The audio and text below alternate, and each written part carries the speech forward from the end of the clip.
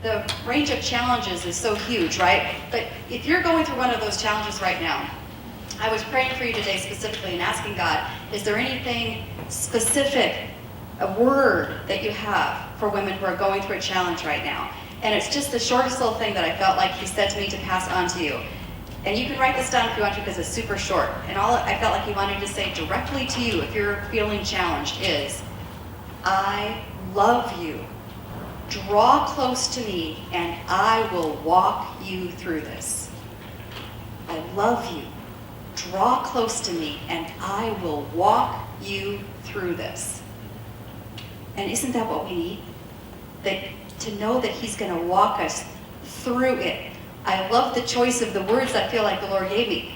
Not that he's going to like walk us halfway and drop us off and say good luck, but no, I'm going to walk you through this thing. So I believe God is revealing 4 ways for us to encourage our souls. The first way is by reading or listening to the testimonies of all God has done. Because this builds your faith. It builds your faith and reminds you that the Lord can do mighty things on your behalf. Right? Revelation 12:11 says they triumphed over him by the blood of the Lamb and by the word of their testimony.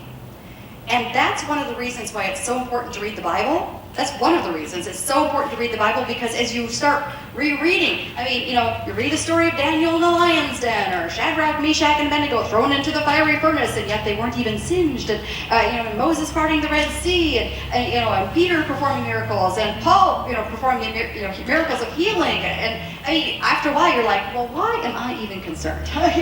Jesus is big enough for my situation. If God can part the Red Sea, I really think he is capable of dealing with my challenge. And I felt like God showed me 3 other ways that we encourage our souls. And in fact, doing these 3 things, God says it's his will for you, and it's all in one verse. Here you go. 1 Thessalonians 5.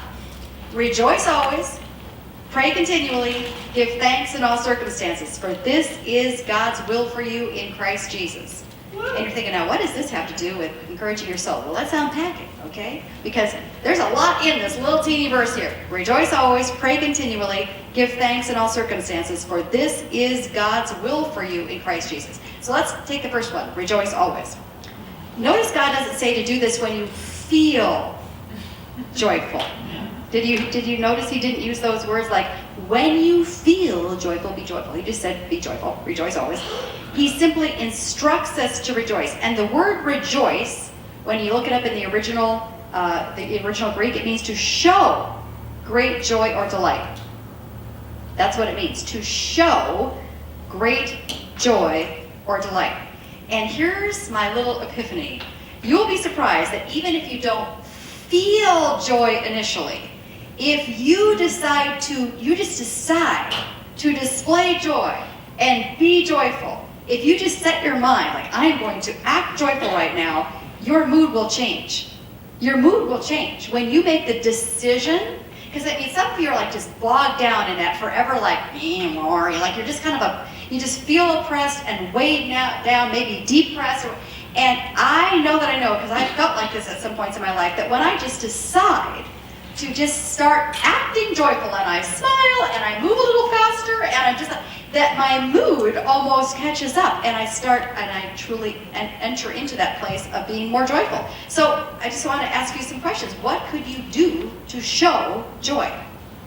What could you do, like an action that you're deciding to do? What could you do to show joy?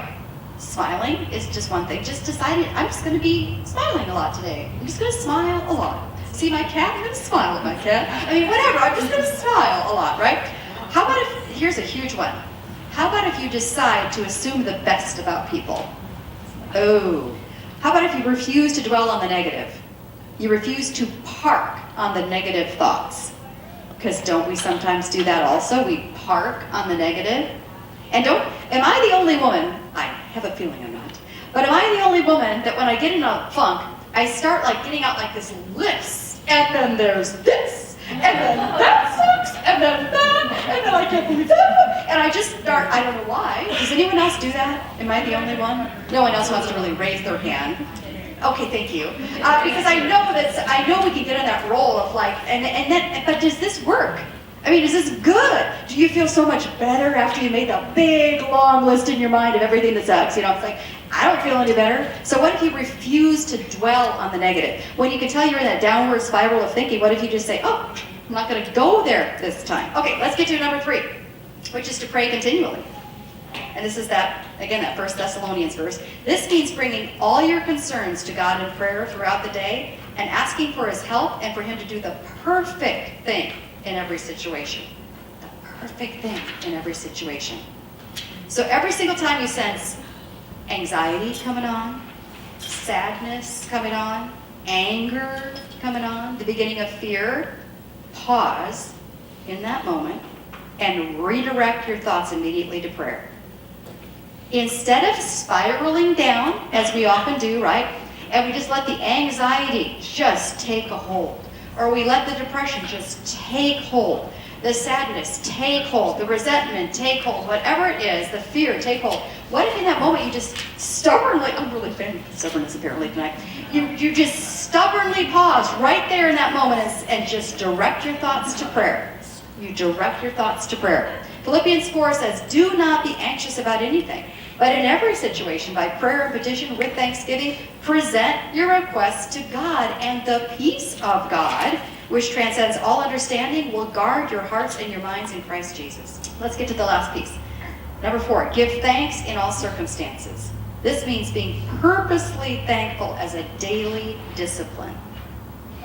Purposely thankful as a daily discipline. Because again, it's so easy to dwell on the negative, right? It's just so easy to dwell on what's wrong. I mean, I don't know about you, but like I tend to focus, like naturally, I think human beings tend to focus on what we don't have instead of what we do have.